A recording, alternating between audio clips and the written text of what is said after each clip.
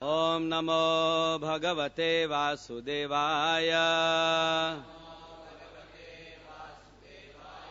Om Namo Bhagavate Vasudevaya.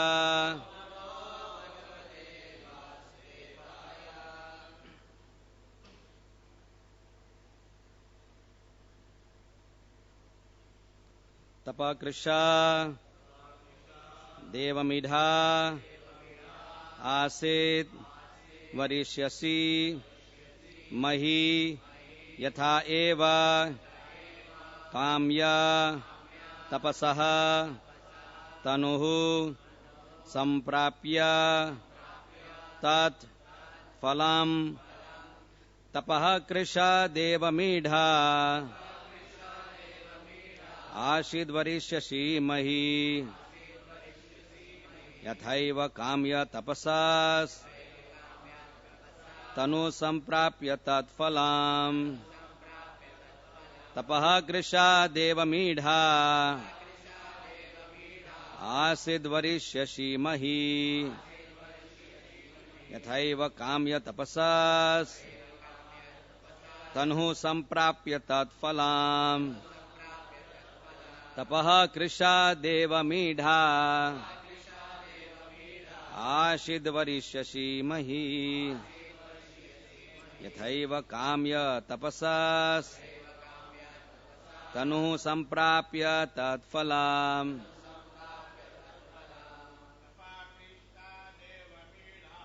Tapa Krishna Devamidha Asid Varishyasi Mahi Yathaiva Kamya Tapasas Tamyutam Prampya Tat Phalam Tapa Krishna Devamidha Asid Varishyasi Mahi Yathaiva Kamya Tapatas Tadu Samprapya Tat Phalam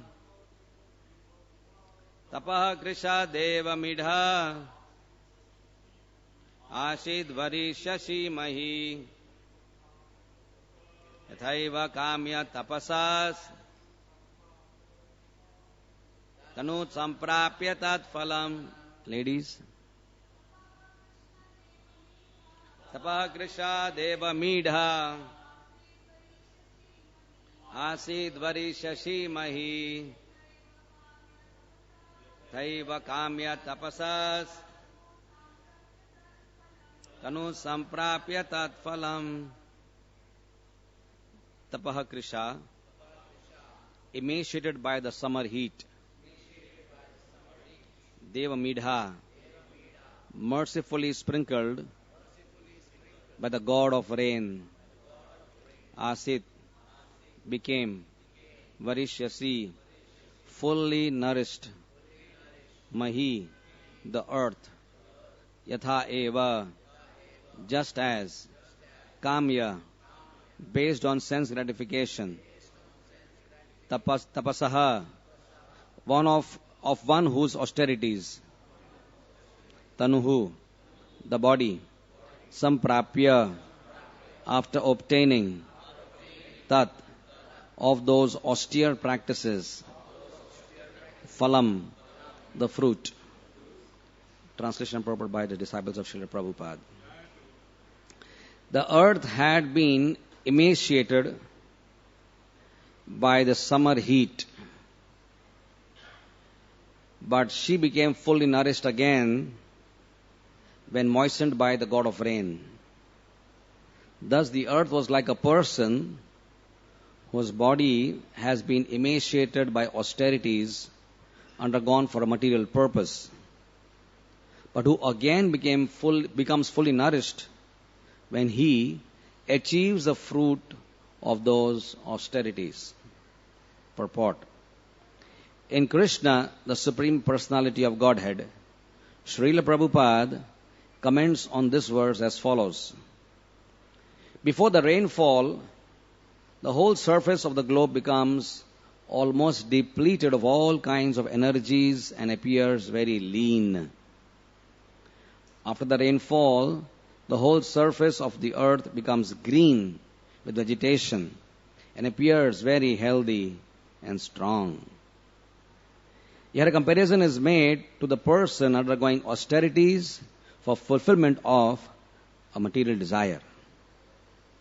The flourishing condition of the earth after rainy season is compared to the fulfillment of material desires.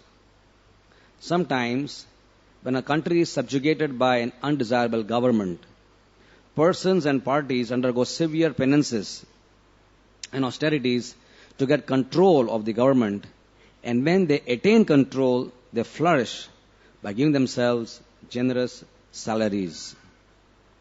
This also is like the flourishing of the earth in the rainy season. Actually, one should undergo severe austerities and penances only for spiritual happiness. In the Srimad Bhagavatam, it is recommended that tapasya or austerities should be accepted only for realizing the Supreme Lord.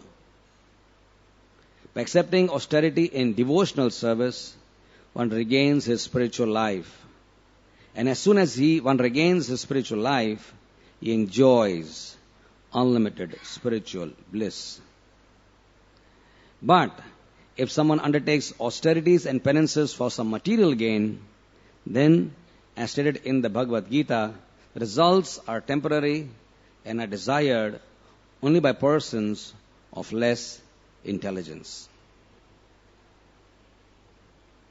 Om Ajnanatirmirandasya Jnananjana Shalakaya Chakshurun Militam Yena Tasmai Sri Guruve Namaha Sri Chaitanya Manobhishtam Sthapitam Yena Bhutale Swayam Rupa Kadamayam Dadati Swapadantikam Vandeham Sri Guru Sri Yuta Padakamalam Sri Gurun Vaishnavamscha Sri Rupam Sagrajatam Sahagana Raghunathanvitam Tam Sajivam Sadvaitam Savadhutam Parijana Shahitam Krishna Chaitanya Devam Sri Radha Padam Sahagana Lalita Sri Vishakhanvitamscha He Krishna Karuna Sindhu Deenabandhu Jagatpate Gopesha Gopika Kanta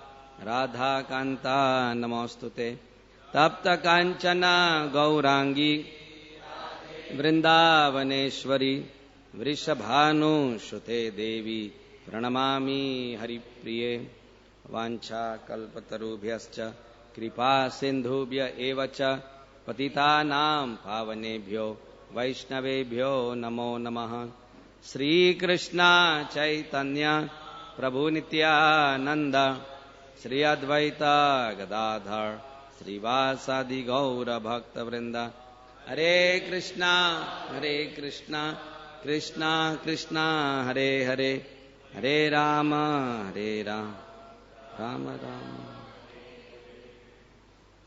The earth had become emaciated by the summer heat, but she became fully nourished again when moistened by the god of rain. Thus the earth was like a person whose body has been emaciated by austerities undergone for a material purpose, but who again becomes fully nourished when he achieves the fruits of those austerities. Reading from this chapter called as The Rainy Season and Autumn, Canto 10, Chapter 20.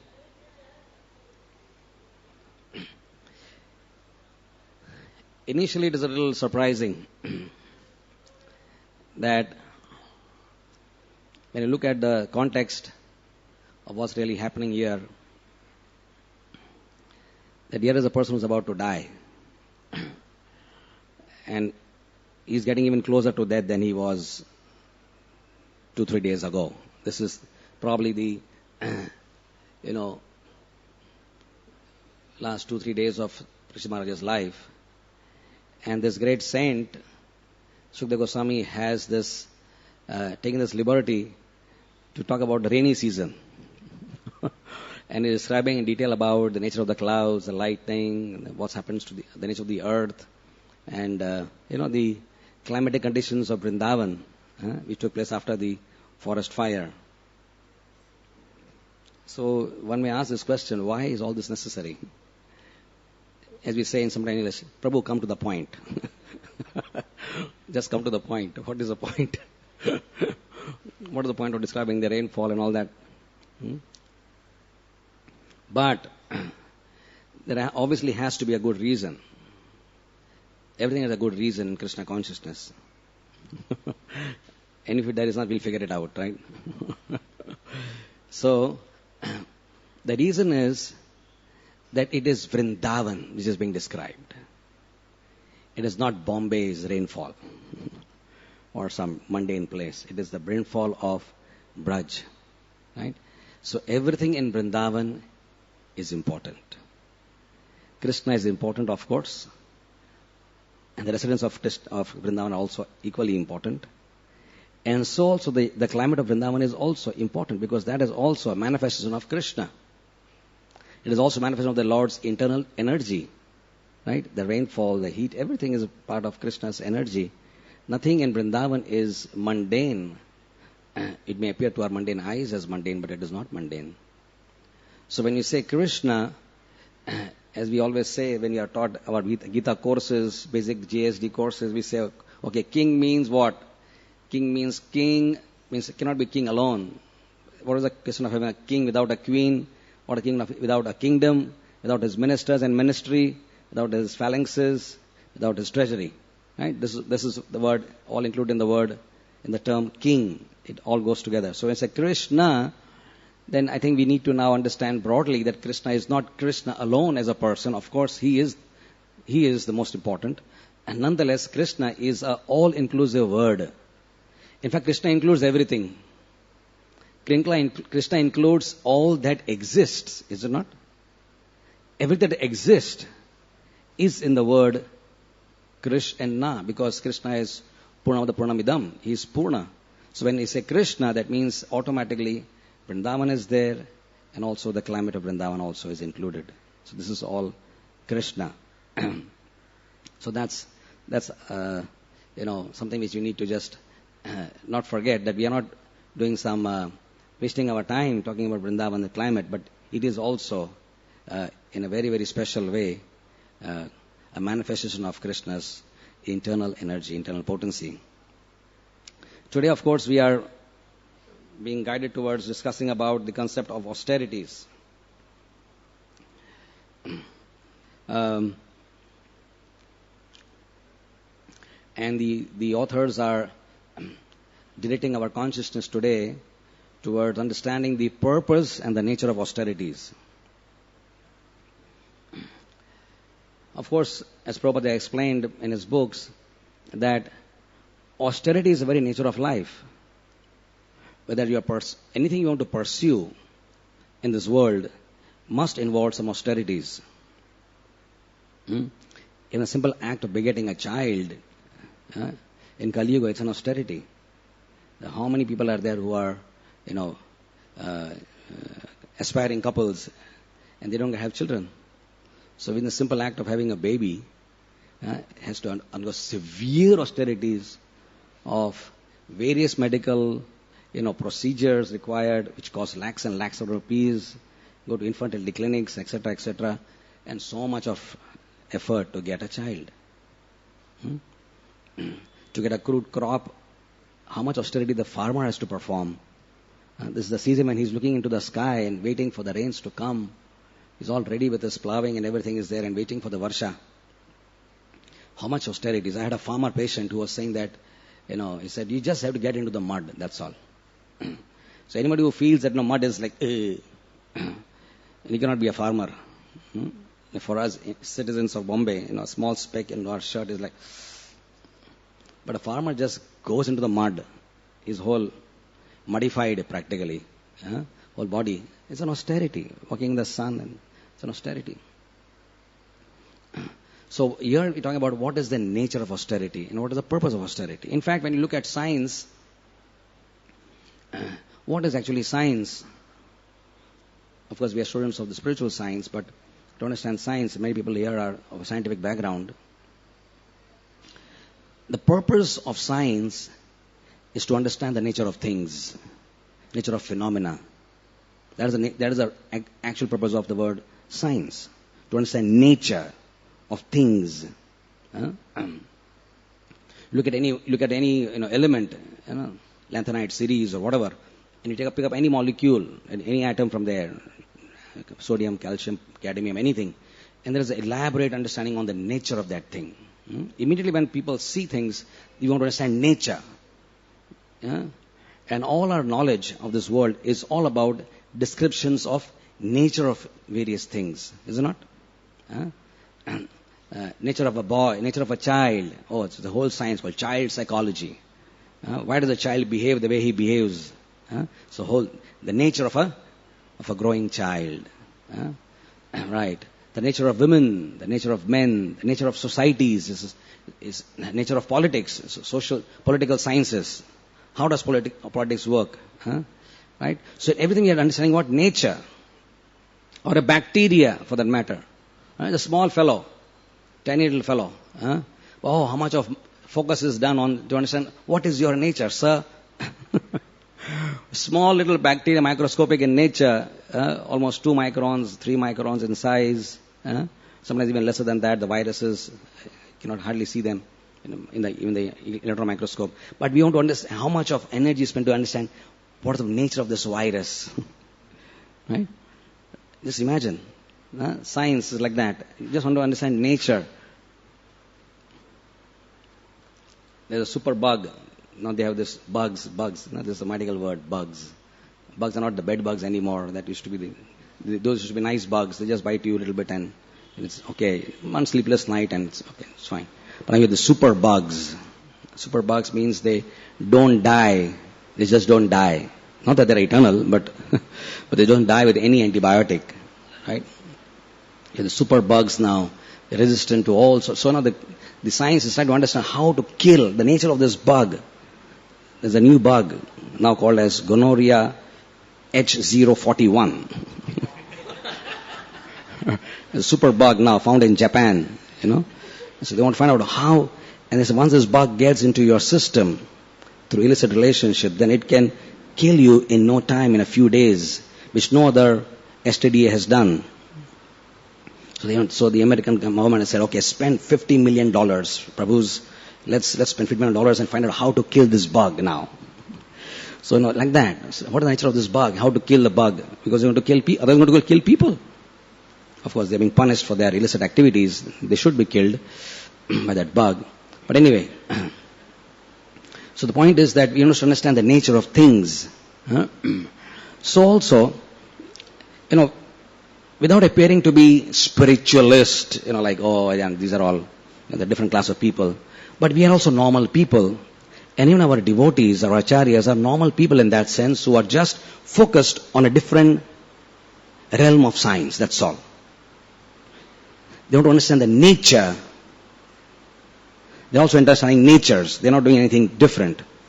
They're focusing on what is the nature of the living entity. That's it. The whole spiritual gamut of extensive information on millions of books written so far and what will be written in the future is to just understand the nature of the living entity. The nature of God, the Creator. The nature of the relationship between God and the living entity. It's all about understanding simply the basic nature. Nothing wrong about it. Yes, let the material science focus on nature of the honey and the flower and the bugs and the cement and nature of air, nature of water, nature of atmosphere. Fine. That's required for material existence. But if the goal is understood, that the goal actually of human existence is spiritual realization, then there has to be a class of people who are also going to focus on the nature of the living entity. So what's wrong with that, right? Why should the spiritual being stamped as being escapist or this and that and whatever else they may say about the devotees? You're all fanatics and fundamentalists. Maybe there are people like that also, of course, in every religion. But primarily, if you see in the context of in a broad scientific understanding, we are into understanding nature of the soul. And Prabhupada talks about this all the time, again and again. Simple examples. Understand the nature of Sugar. Simple. It's so simple and yet so scientifically logical, powerful. Nature of sugar is to be sweet. Nature of salt is to be salty. Nature of the snake is to be envious. Nature of the dog is to be faithful.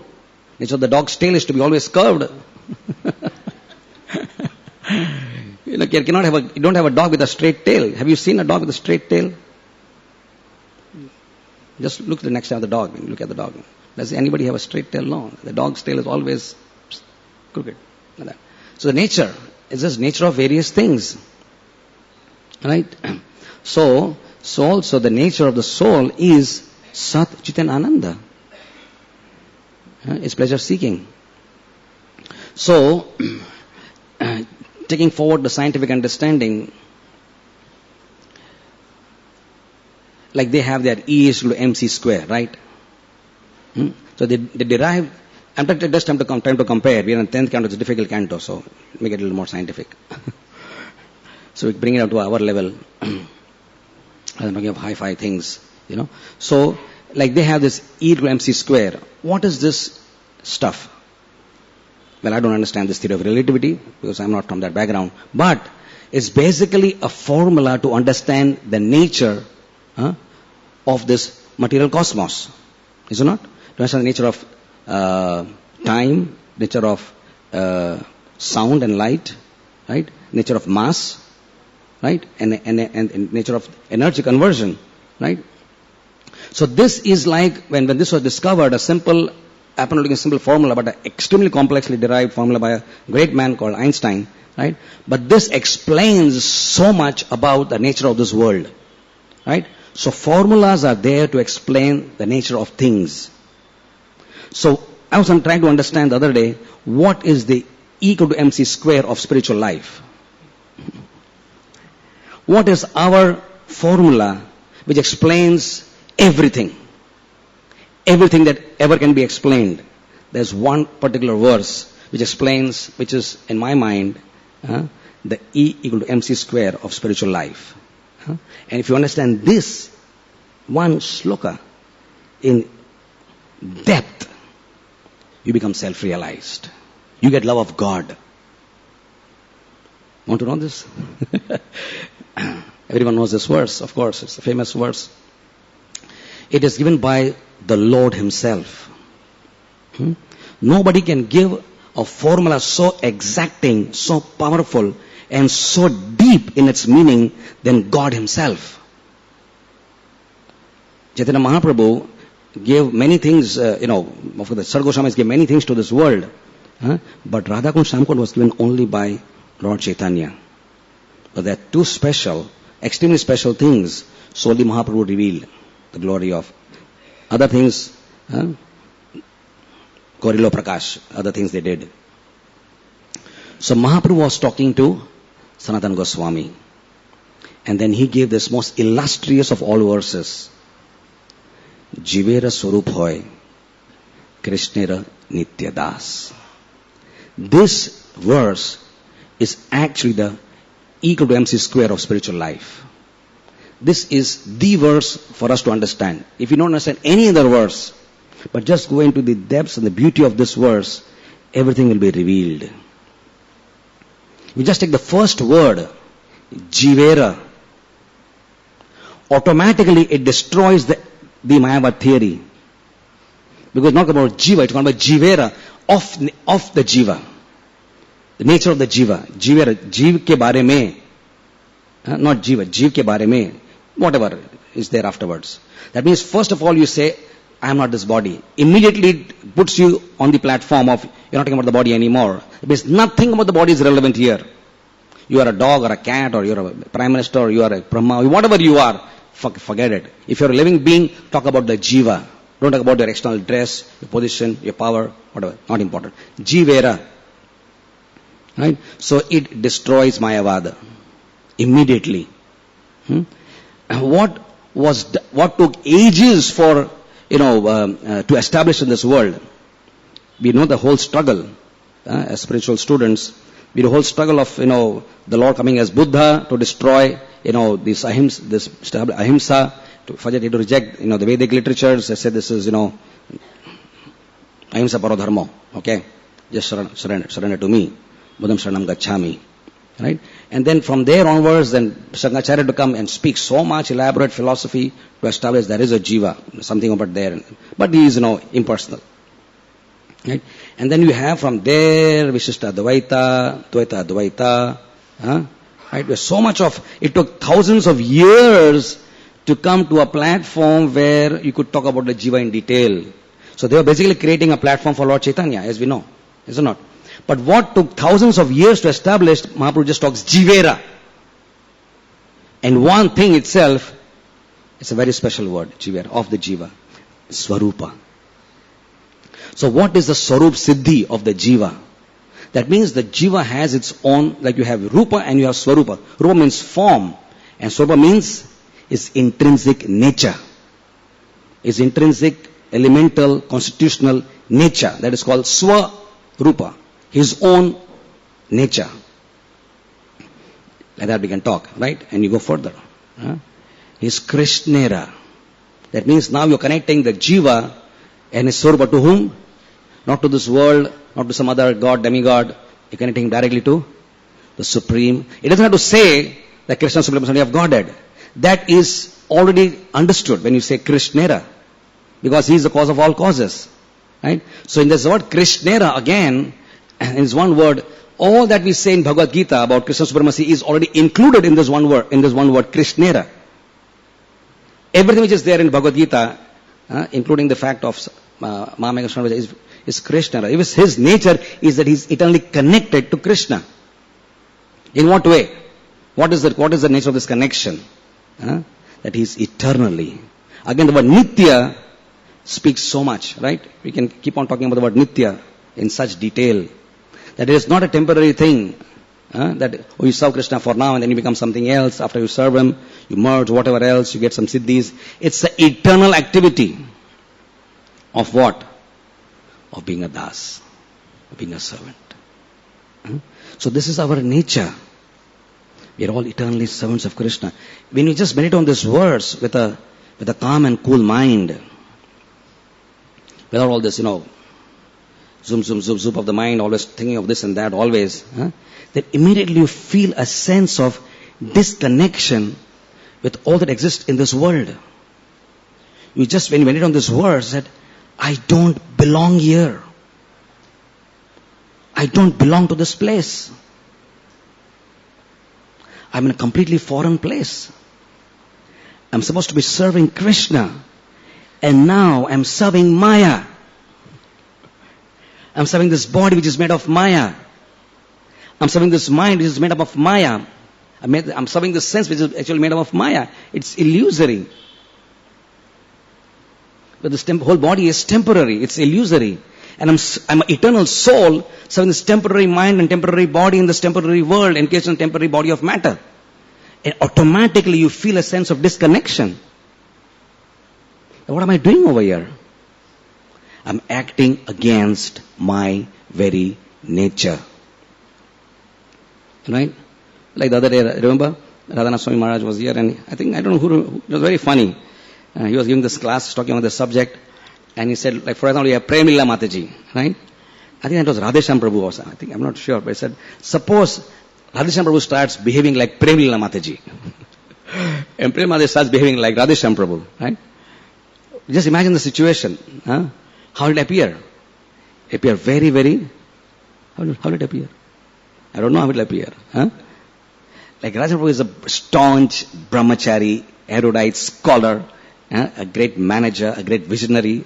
And Prema Mataji is a simple, nice housewife, a mother of one child, like a man behaving like a woman. Like sometimes men walking like a woman. Something wrong here. Why is the person walking like that? Or a woman moving like a man. Is something wrong here also? So it's the nature of a man to be like a man and woman to be like a woman. And when they interact, and as a brahmachari behaves like a woman in Grihastha ashram, it'll be very awkward. Right? So the nature is very different. The nature of the ashram is very different. The nature of the mind is very different. So they have their own different natures. Right? Similarly, we are supposed to be working into our nature. So in Krishna Consciousness, when you talk about nature, then you have this whole lot of scriptures coming up. up to the top scripture. The nature of love. Right. The highest scripture is about the nature of pure love. What is Srimad Bhagavatam 10th canto?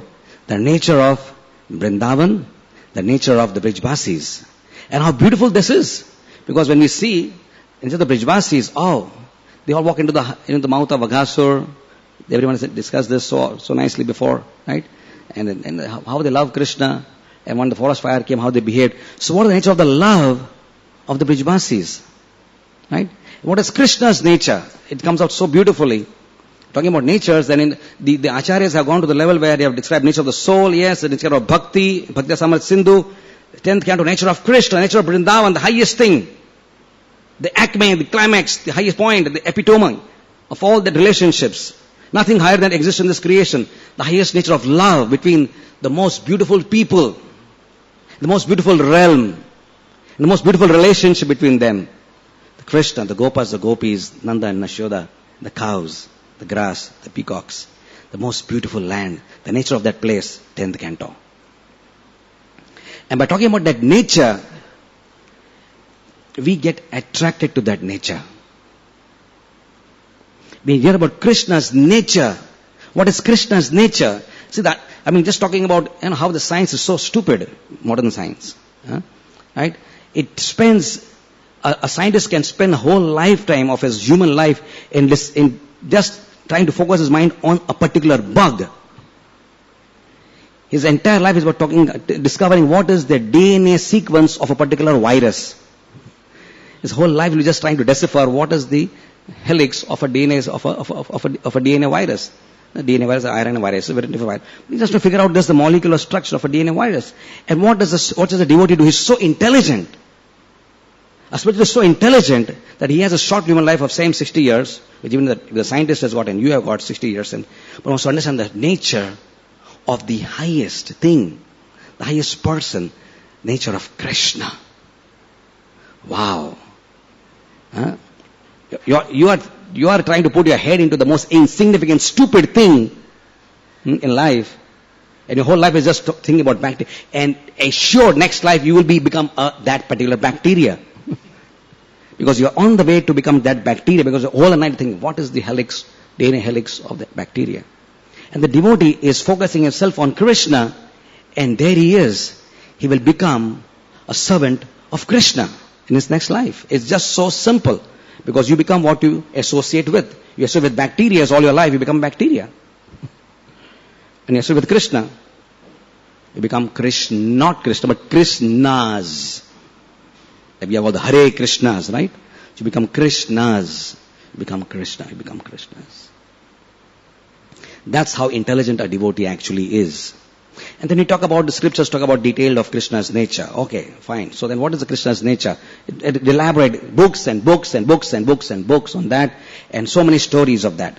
One story, extremely powerful, about the nature of Krishna. Well, both things, nature of Krishna and nature of the soul, both revealed in the most extraordinary story in Lord Chaitanya's Pastimes. Talking about natures today. So we must reach some conclusion about what is the nature. So this is being revealed by the greatest personalities, Sri Advaita Acharya and Lord Chaitanya himself. The two most important Prabhus, Dui Prabhus, Advaita Acharya and Mahavishnu and Krishna himself, trying to reveal in a beautiful pastime the nature of the Jivatma, nature of God himself. It's famous to everyone knows the story, right? Advaita Acharya is so unhappy that he is being worshipped by Lord Chaitanya. Like a senior person. Advaita Acharya is about 60 years elder to Lord Chaitanya. Very, very senior person. The first person to enter within this realm of, starting the Sankirtan movement.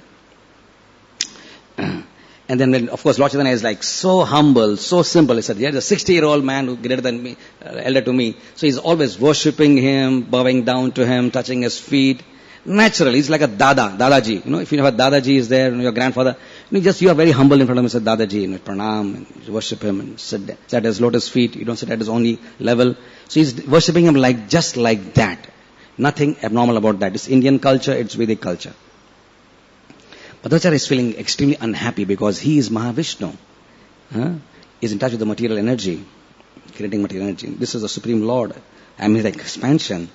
And I don't want to get worshipped. And then we know the whole story of how he starts speaking about Yoga Vasishta, speaking about Mayavad philosophy. So only when Lord Chaitanya will get angry with me and punish me, that's when he will accept me as his junior. Because you don't punish, you don't get angry with seniors. Of course, today's world, you get angry with anybody. You can punish anybody. You know, a student can come into school and just shoot his teacher and say, I don't like you. So we will not take Kalyuga examples in this regard. But generally speaking, when you chastise somebody, then it is a master-servant relationship. It's not an equal, it's not even the hierarchy is very clearly understood. So when he says all these things about glorifying Mayavad, and there is the Supreme Personality of Godhead sitting right there, and you're talking about Mayavad, in front of the same Supreme Person, he's speaking about Mayavad. And Mahaprabhu gets very angry, and he starts beating him. He's about to kill him practically.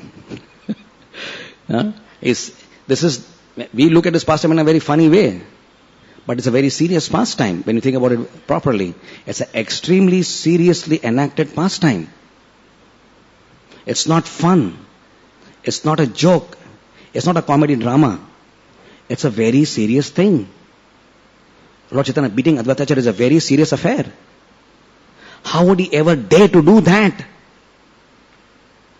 The man who would worshipping him would touch the touch of his feet and put it on his head. How would he dare to put his fist on his body and beat him? Violently. Actually angry. With red short eyes. Coal like eyes, Mahaprabhu was beating him. One of the few occasions when Mahaprabhu got angry, when he wanted to, got angry at Madai, or at the Acharya, got with the milk Brahman. We can just count on our fingers when this great, noble, simple, gentle, humble soul, Mahaprabhu Chaitanya, when he got angry, you can just count on his fingers. But when he got angry, there was a very deep purpose behind his anger. When he got angry with milk Brahman, he wanted to establish that he cannot achieve God by austerities alone. Bhakti-yoga janati. You can only achieve Lord by bhakti and not by drinking milk. When there's very extremely powerful Siddhanta to be revealed, Mahaprabhu get extremely angry. If you hurt my devotees, anger. You shoot Nityananda Prabhu, I will kill you. Even if I'm not going to carry Shastra here, I make an exception here, I'll kill you. You hurt my devotee. There's a Siddhanta involved there of Vaishnava Prad. And how that angers the Lord. You can see. It's a very serious thing. We make a drama and we laugh at it. Here also, same thing. He's actually angry with Advaitacharya and he's beating him up. Like anything. Of course, then the suspense is revealed by Advaitacharya who starts laughing and smiling and jumping and joking. So now, where is the worship? Where is the worship? So the nature, even the nature of God is to serve. What to talk of the nature of the Jivatma? Here even God wants to serve. Advaitacharya is God. Ramayana, Lakshmana is God. He's serving Ram. Shatrugna is God. They're all four gods. They're all serving Lord Ramchandra. Right? So this beautiful verse, Jivara Swarup Hoy, teaches about that how, if we simply understand this one thing, that we are Krishna's servants, and that comes up beautifully, in the pastime of Pratabuddha Maharaj, when he goes to Lord Chaitanya. He said, who are you? Who are you? And the nature is revealed. Pratabuddha is like an Acharya also, when he speaks, very beautiful things. He said, who are you? You give me so much pleasure. He doesn't say, I'm a king in disguise. I'm coming here to serve you on the instruction of my Guru Maharaj from Bhattacharya. He doesn't say that.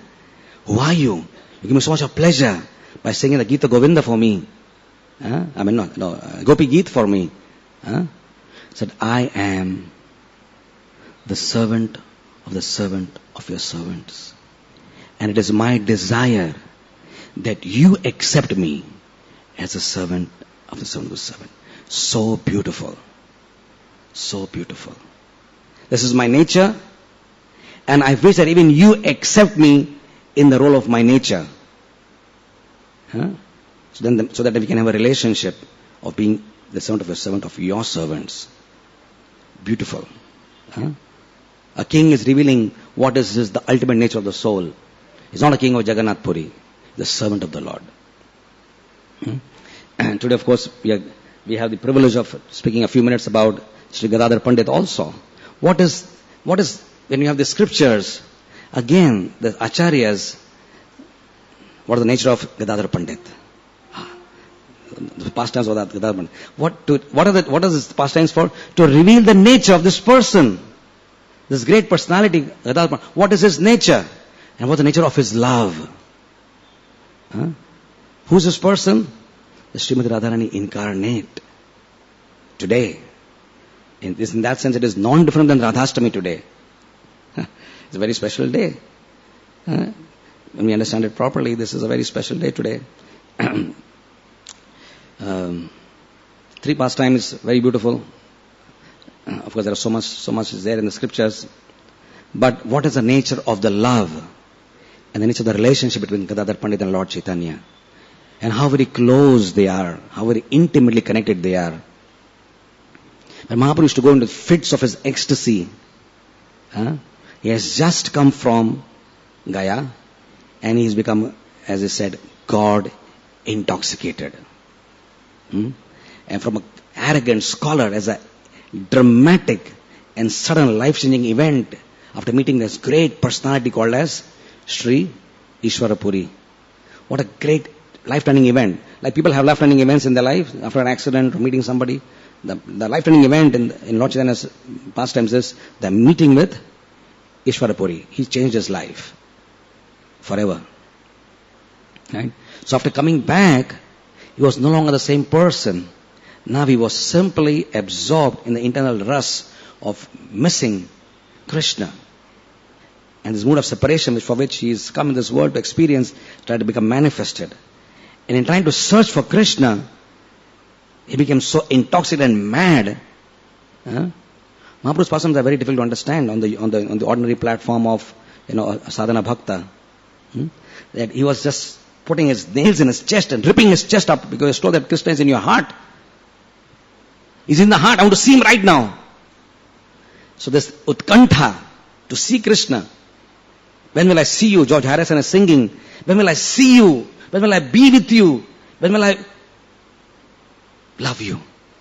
Utkantha of George Harrison. The most beautiful song, My Sweet Lord. Same thing, Gadadhar Pandit. When will I see Krishna? He's here, don't worry.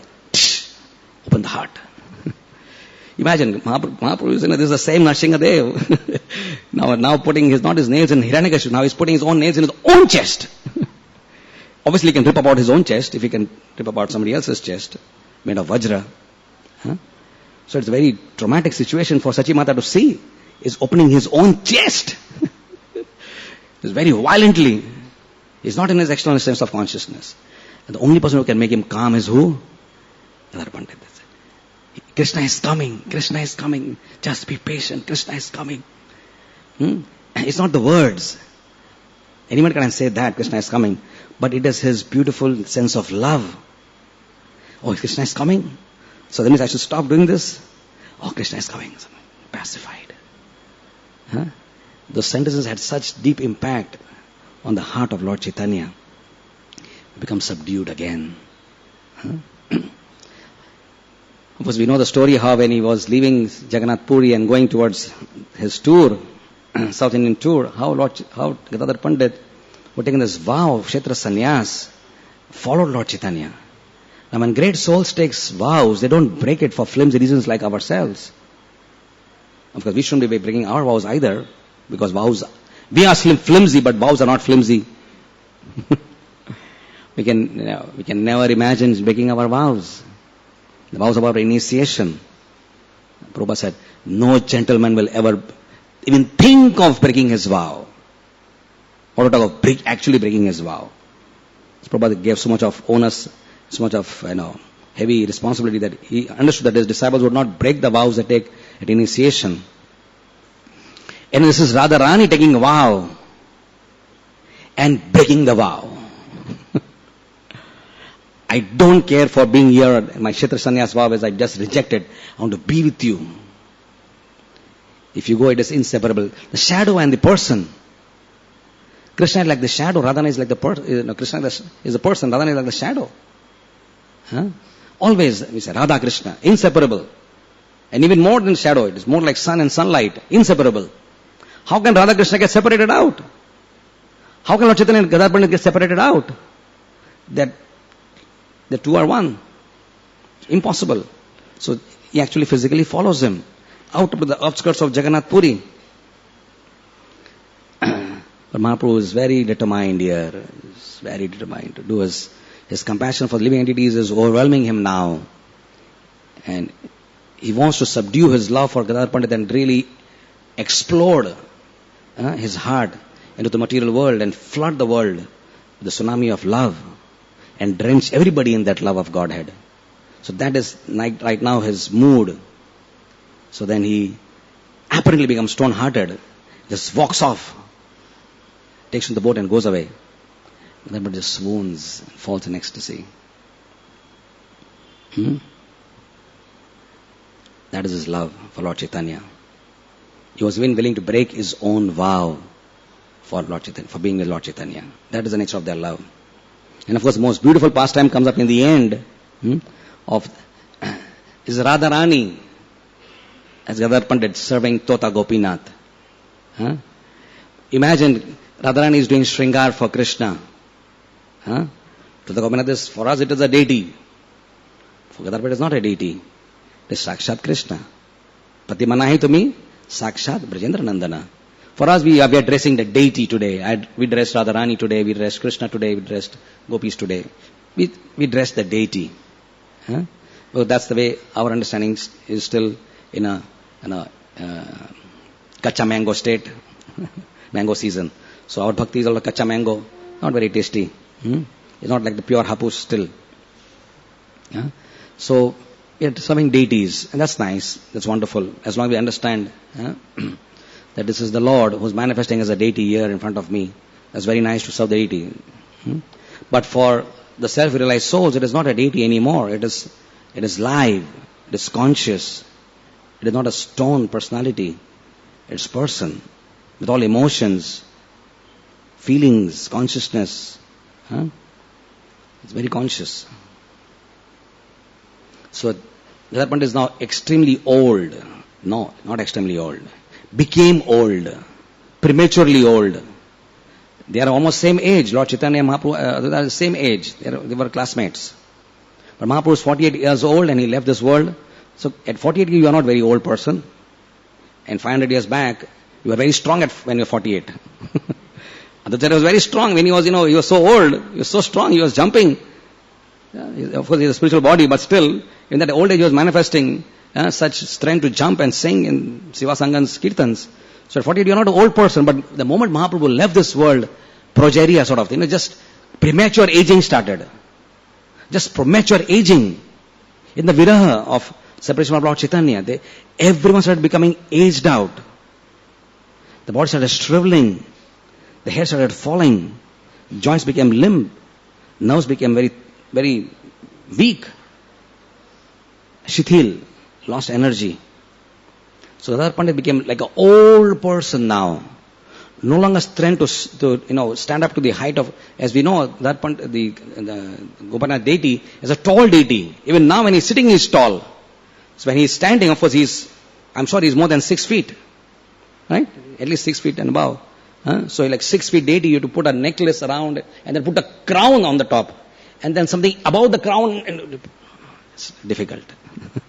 It's definitely physically difficult. And then you have got poor eyesight and hands that don't have strength and you're shaking. Then things fall from your hand. Things fall from your hand. So what a painful experience it must have been that I'm trying to serve Krishna, but all my things are falling and I'm not able to put the necklace, not able to put the garland. It's a very painful thing for Gadadhar Pandit. And the Gadadhar Pandit was simply crying because his service was being affected. And seeing the tears of love, of the incapability, of the invalidity of his body, making him so, difficult for him to serve, the deity sat down. This is Krishna's nature. We come back to nature. Krishna is nature.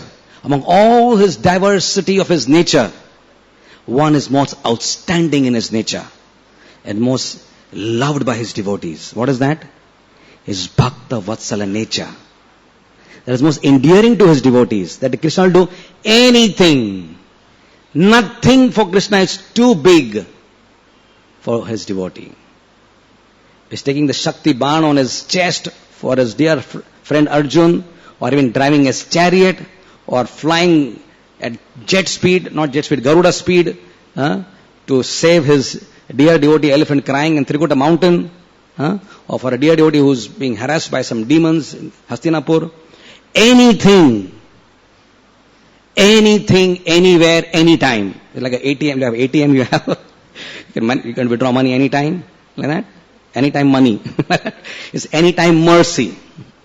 The real ATM is anytime mercy.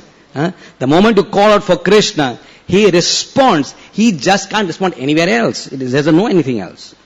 Krishna doesn't know any other way to respond. He is bound by his nature. We are all bound by our nature, is it not? Like it's my nature to respond in a particular way. It's Krishna's nature. Krishna is apparently bound by his nature. What is his nature? To love his devotees, to serve his devotees, to be always there for his devotees.